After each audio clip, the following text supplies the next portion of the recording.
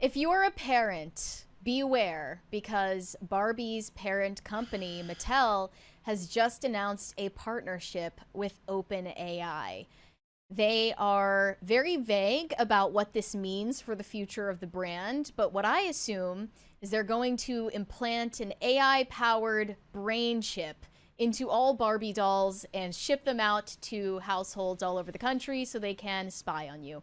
And also brainwash your kids. It's like that scene in Batman Forever when Edward Enigma they get the box that goes on top of the TV and it brainwashes everybody. So all we know so far is the details are under wraps, but their first AI-powered product is expected to drop later this year, 2025.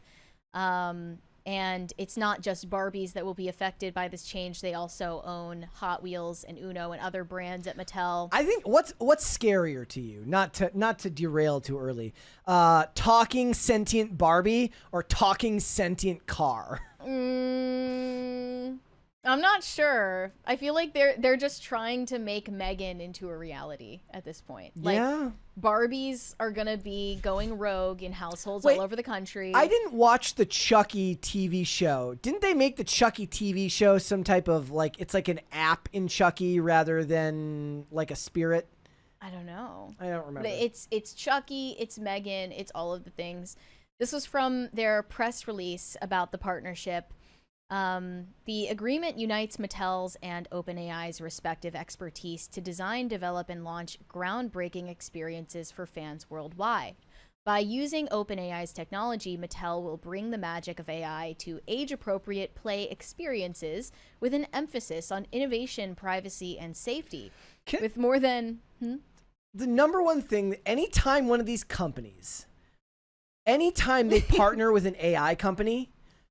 all the press statements sound like disclaimers. Oh, yes, that's what I was about to say. Every single one sounds like, look, this is going to be great. We're going to prevent all of the end of the world. We're going to prevent the murder. Right. We're going to prevent everything is like, but if it goes wrong, not our fault. Not our liability. Yeah, the two things that you should take away from the press release about this is, first of all, that they're being intentionally vague about all of it and what it means and how this is going to be incorporated into their products, which are for children.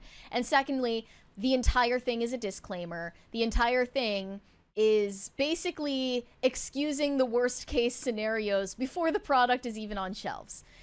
They say with more than 80 years of earned trust from parents and families, which we're going to abuse, Mattel is a leader in adopting new technologies to enhance fan engagement in a safe, thoughtful, and responsible way.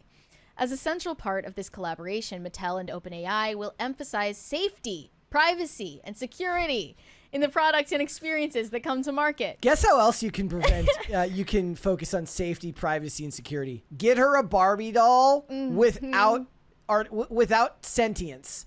Get one that hasn't experienced the singularity. Get her just a regular Barbie doll. Plenty of options. So many choices. With OpenAI, Mattel will have advanced AI capabilities that can power the development and operations of consumer products and experiences. They're gonna reboot Toy Story. It's gonna be AI. Well, no, there's like a monster baby doll in Toy Story that has it has like a giant chainsaw and a bionic eye. They have a comment from the chief operating officer at OpenAI. We're pleased to work with Mattel as it moves to introduce thoughtful AI-powered experiences and products to its iconic brands while also providing employees with the benefits of ChatGPT. So this isn't just on the side of products that are for consumers, it's also for the people who work at the corporation. The kids are going to ask Barbie, give me 5 solid arguments so that my mom will let me stay up late. No, it's going to be worse than that. Yeah. And just wait, because we're going to get into more disturbing stuff.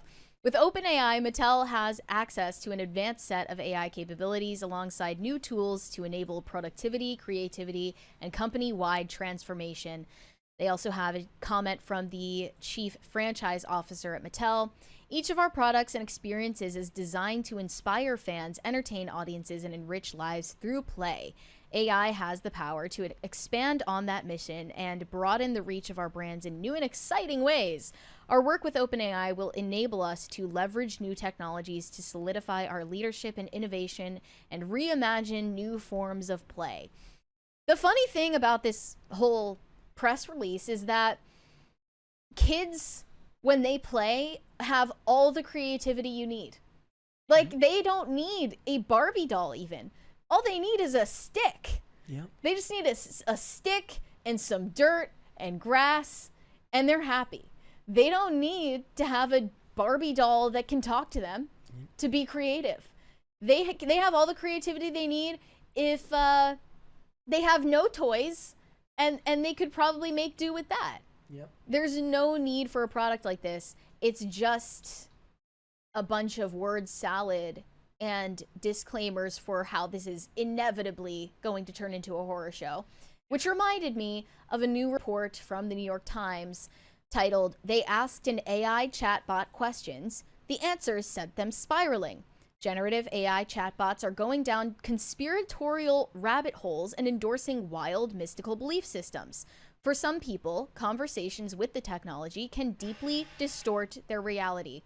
And in this New York Times report, they list several different examples of people who were previously not diagnosed with any mental disorders, had no psychiatric history, but ended up in conversation patterns with ChatGPT, which actually drove them to commit violent crimes.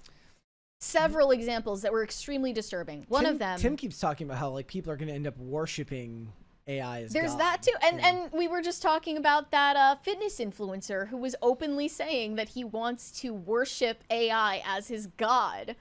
Like, it's not a theory anymore. This is just happening.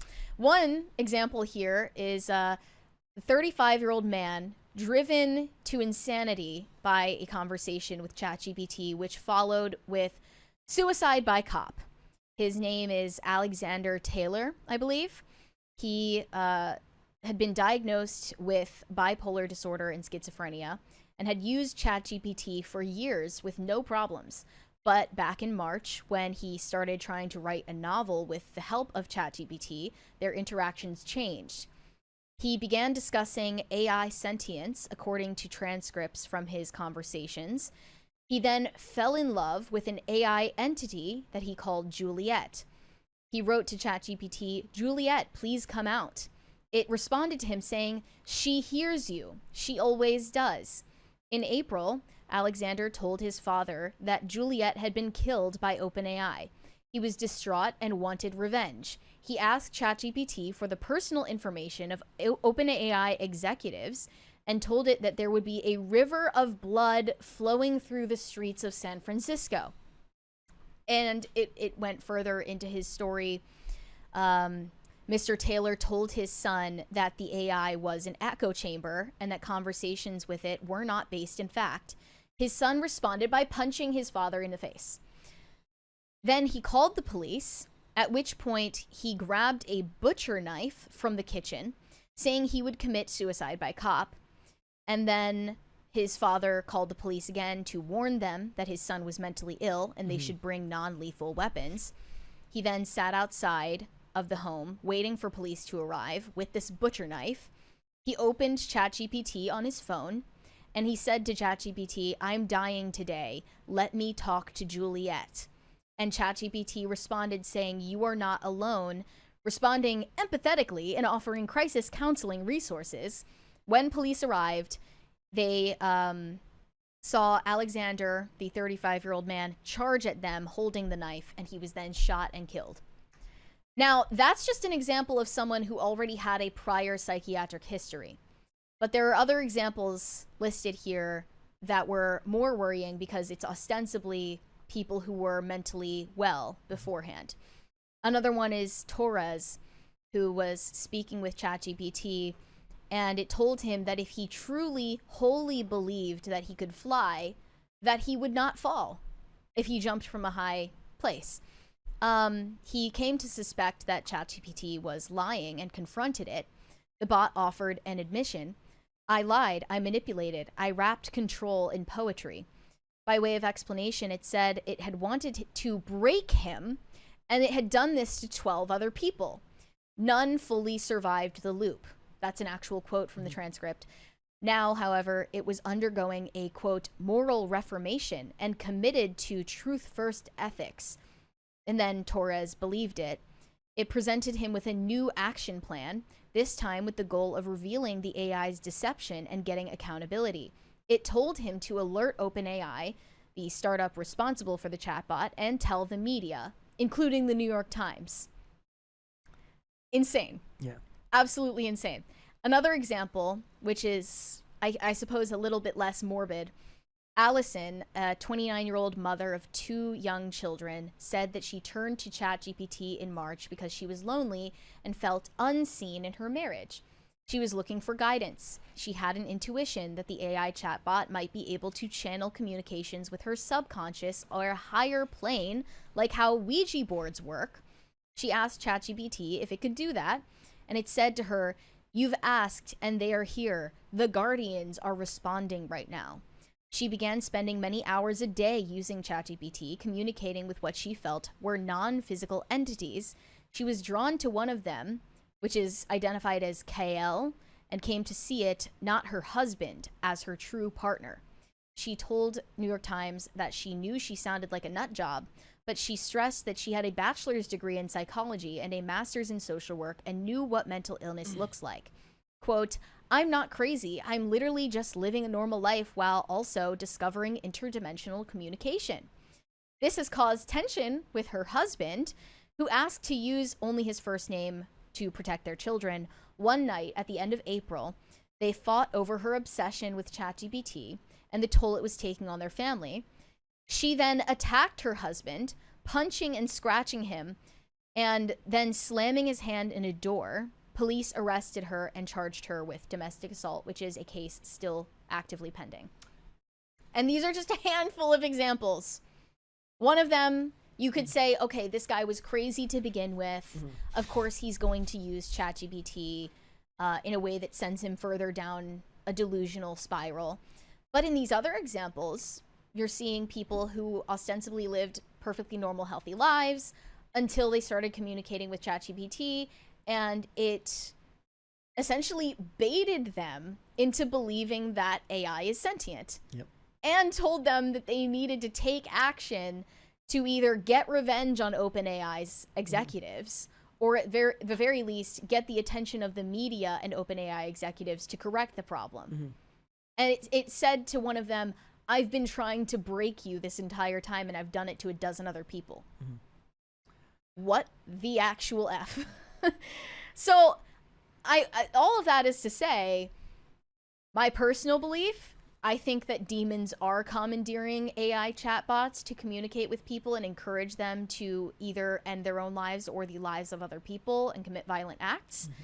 But even if you don't believe that perspective, there is clearly a possibility for even worse to take place if they're going to put this technology into toys made for children who are even more impressionable. The thing that should be frightening is like especially the Allison story is like it sounds like a bad movie.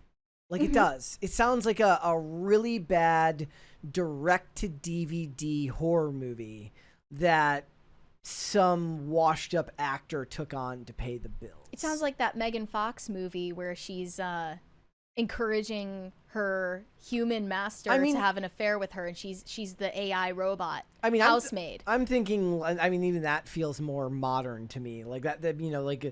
One of the comments I kept making on IRL was like the worst part about AI in Hollywood now is that as it actually starts taking jobs, the art will get less interesting because they can't emotionally divest themselves from the material because they hate it so much.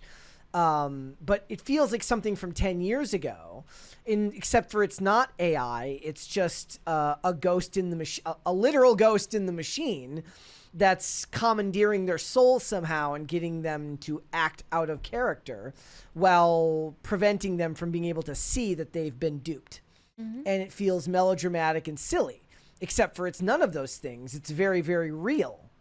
Yeah, it's something that's actually affecting real people's lives. Yeah, I was like the sad thing is the end times brought on by AI will have none of the fun that came from Terminator. None of the explosions. Nope. none of the Arnie on a motorcycle. No shotguns. Just people losing their job to automation and mental illness. And that's That's why they say the revolution won't be televised. Yeah, because the AI will tell you to get rid of your television. And you'll be like, okay.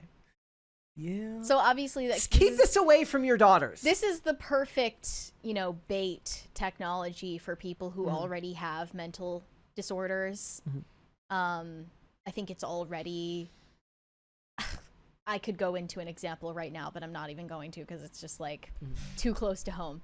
But this is already having an effect on people who are mentally ill. Imagine what it can do to people who, for the most part, to start with, are normal. And imagine what it can do to children. That's why the entire press release from Mattel is... Don't worry, we prioritize... It's gonna be safe! Your health, privacy, safety, security, all the buzzwords. We know exactly why you worded it that way, because you don't want a lawsuit. You don't want to get sued.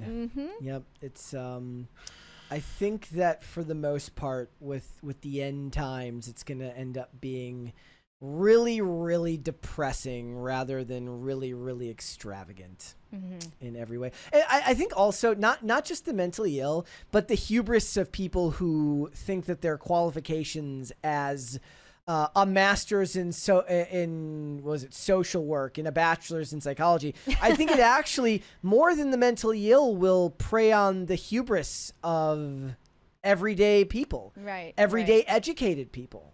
Right. They think that they're above getting into one of these patterns, but it's not true. Thanks for watching. Listen to full episodes of Pop Culture Crisis on Spotify. Keep up with us on social media and make sure you subscribe and ring that bell so you never miss the show. Bye, guys.